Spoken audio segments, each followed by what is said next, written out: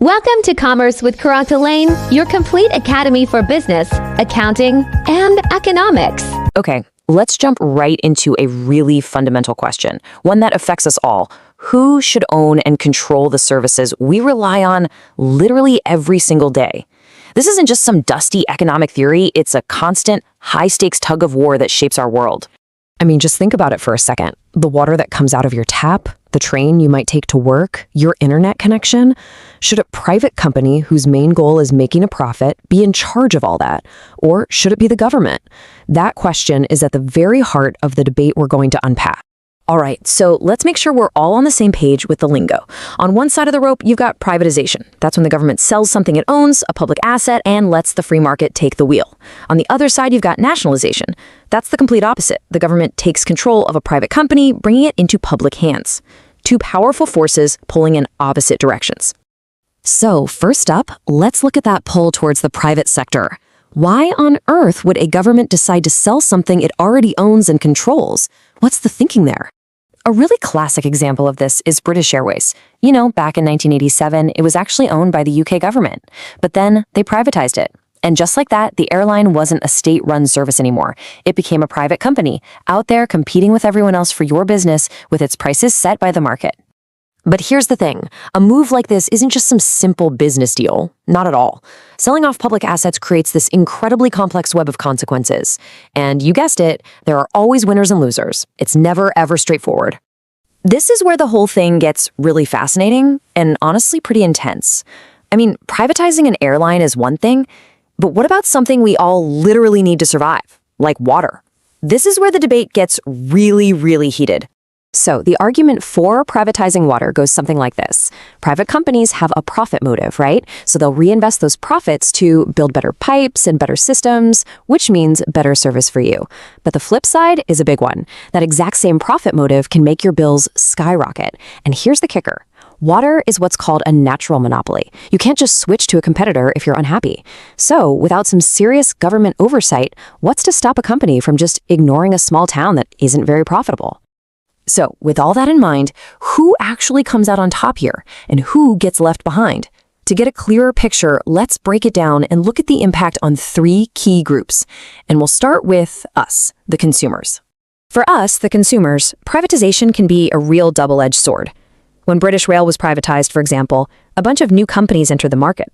That led to more competition, which can mean more choices, and sometimes better service. But the downside is always lurking. A private company's number one goal is maximizing profit, and that can lead to higher prices or, cutting corners on quality to save a buck. Okay, so that's the customers. But we can't forget about the people who actually show up to work every day at these companies. What does all this mean for them? For workers, well, the picture is just as messy. Sure, sometimes competition can lead to better wages and conditions as companies fight to attract the best talent. But often, the very first thing a newly privatized company does to boost those profits is cut costs. And you know what that usually means? Jobs.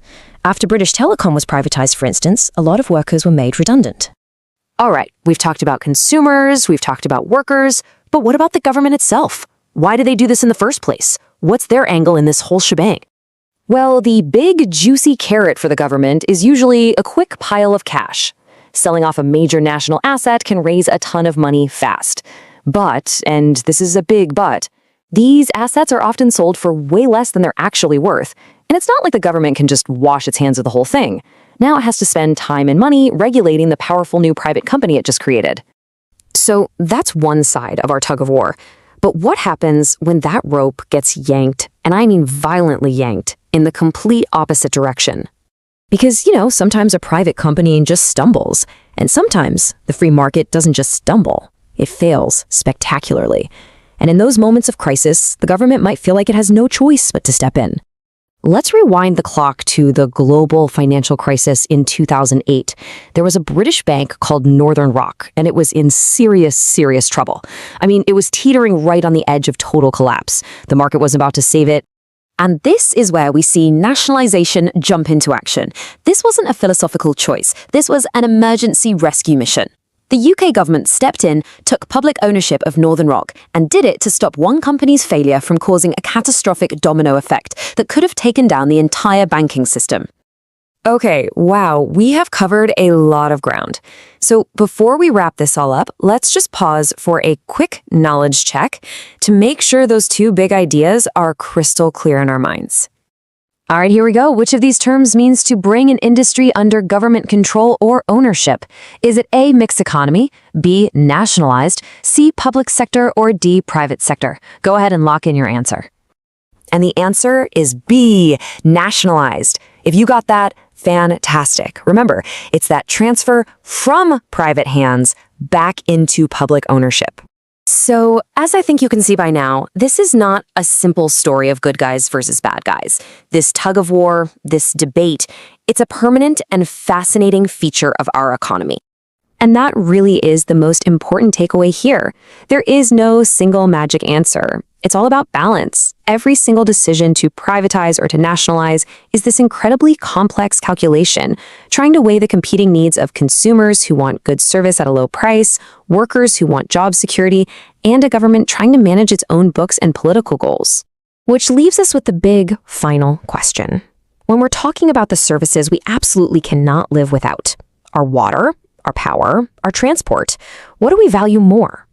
Is it the potential for efficiency and innovation that the private sector promises, or is it the equity and stability that comes with public ownership? What is the right balance? That's definitely something to think about.